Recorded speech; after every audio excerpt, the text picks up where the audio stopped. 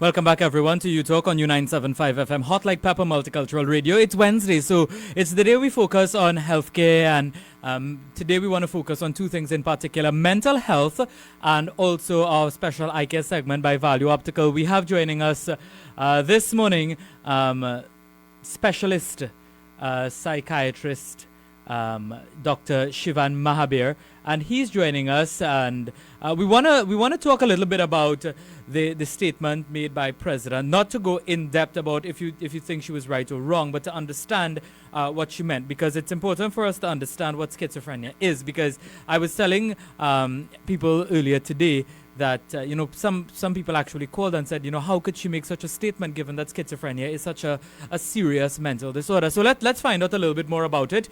We do have on the phone Dr. Shivan Mahabir, specialist psychiatrist. Dr. Mahabir, good morning, and thank you very much for joining us.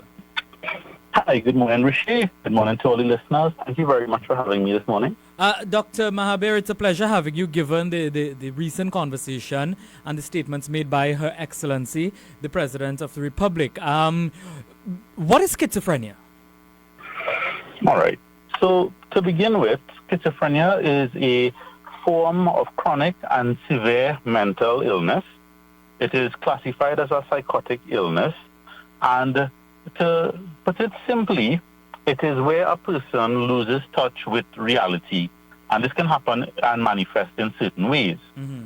Some of the most common symptoms that a person with schizophrenia may exhibit include hearing voices that are not really there, seeing things that are not really there, having false beliefs such as that people are spying on them or trying to harm them in some way.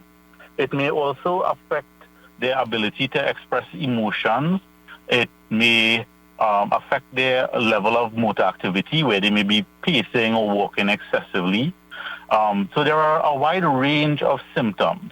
Another symptom would be having basically all your thoughts jumbled up. So if they speak to you, they would start off on one topic and then be jumping to another topic and then another topic, and make it very difficult to follow the conversation. Right.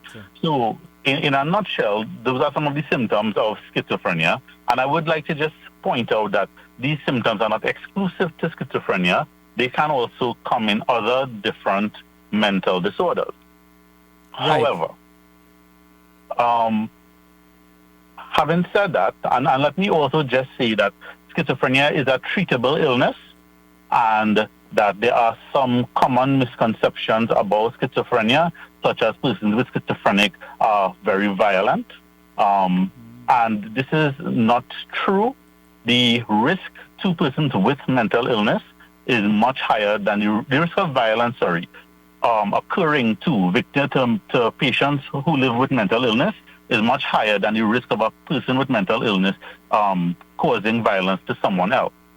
However, when there are these sort of incidents, they tend to be highlighted by the media and, details, so that persons who are not familiar seeing these stories may think that this is the sum total of what mental illness is. Yeah.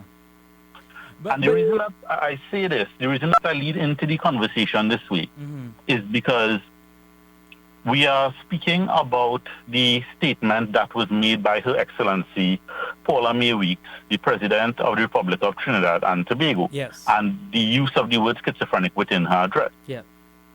So let's put that into context. Right. So let me say, first of all, just for the sake of transparency, I have had the honor to be a president, to meet the President, and she was very gracious to me and my family. So I'm saying that up front, so there's nothing being hidden. All right? Yes. I want you to bear with me for just a minute, Richie. Let me just say something, so I'll build into what I'm saying, all right? Yes, sure. May is Mental Health Awareness Month in the United States. Yes. And during this month, we try to raise awareness, fight stigma, advocate for policies that support persons with mental illness and their families, and educate the public. Mm-hmm. And I think that this is an excellent opportunity for us to educate the public. When President Paula May Weeks made the statement, she prefaced it by giving the dictionary definition of what schizophrenia or schizophrenic behavior might be considered. And her her definition, as it is in the dictionary, was very correct. That being said, there are changing habits of speech as we evolve in time, correct? Certain words that would have been used in the past to describe people, we tend not to use them anymore. An example might be the word retarded. Within medical circles, the term retarded is no longer used to describe individuals who may have a low IQ or a functional deficit, all right? And similarly, the word schizophrenic, in the context that she used it, meant experiencing or maintaining contradictory attitudes, emotions, etc. That definition that I read out is from the Collins Dictionary, the online Collins Dictionary, and it is an adjective, and it is noted in the dictionary that this is the informal or offensive definition. Now, why are we saying that it would be informal and offensive? Well, what happened in the statement was that Ms. Paula May Weeks, the president, she used that term to describe the nature of Trinidadians and Tobagonians.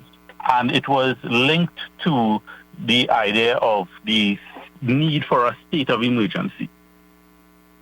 Basically, for us in the mental health profession, she was conflating a mental health term with a negative social situation that is going on. Mm-hmm.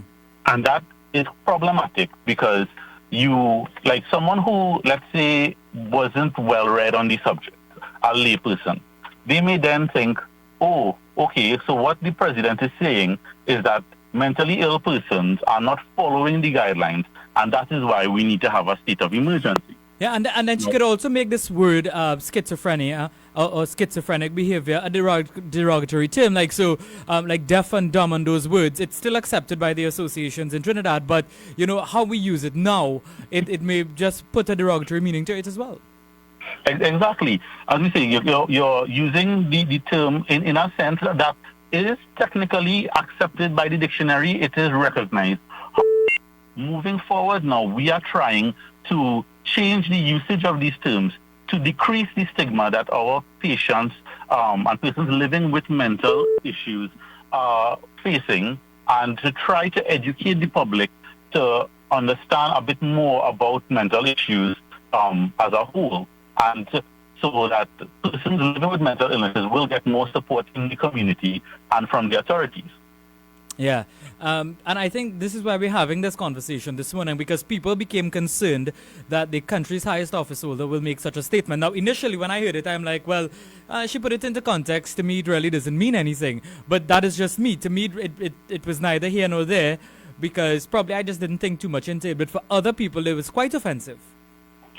Well, again, so as a layperson, as someone who isn't familiar on a day-to-day basis with these issues, with the struggles that these persons face, you will not, again, as you say, it's a colloquial usage of language. Yeah.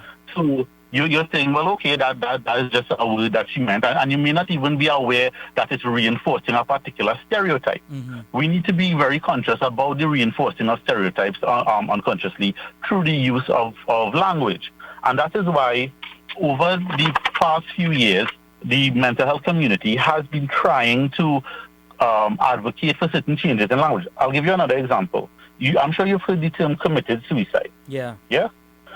That term is, we are trying to have persons use that term less and use the term died by suicide. We are trying to have persons stop being described as he is mentally ill and saying that he's a person with mental illness. Now, that may seem like a small semantic issue. However, if you say he is mentally ill, what you're doing is you are equating this person only to his mental illness. Yeah. You understand? Whereas if you say this is John and John has a mental illness, we are emphasizing the person first and the mental illness as just one facet of him.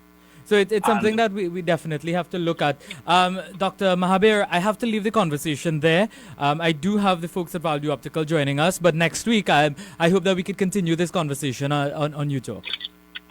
Thank you for having me, Rishi. Have a good day. Thank you very much. Bye. All right, so...